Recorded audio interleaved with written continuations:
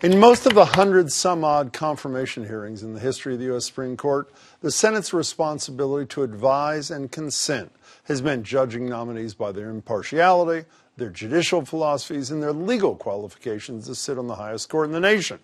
But in the confirmation process for Judge Brett Kavanaugh, consent, or the lack thereof, has meant something entirely different. Brett groped me and tried to take off my clothes. I believed he was going to rape me. I tried to yell for help. When I did, Brett put his hand over my mouth to stop me from yelling. The situation Dr. Christine Blasey Ford describes was horrifying, and there's no mistaking it for a miscommunication or misunderstanding. But in many cases of teenage sexual assault, confusion about what it means to consent is at the center of the problem. And yet a recent study from the Center for American Progress found most public school students in this country are not taught sex ed, part of which involves learning the difference between healthy and unhealthy relationships.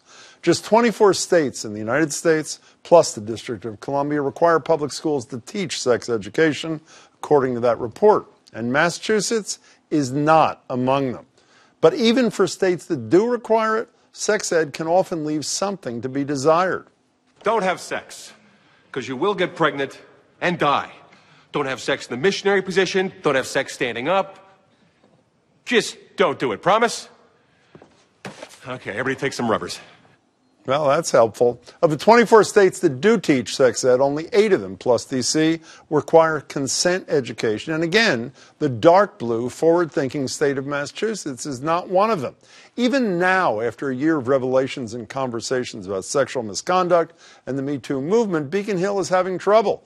A bill that would require schools to teach medically accurate and age-appropriate sex ed, complete with the relationship and communication skills, was passed by the Senate last July, but it's still sitting in the committee in the House.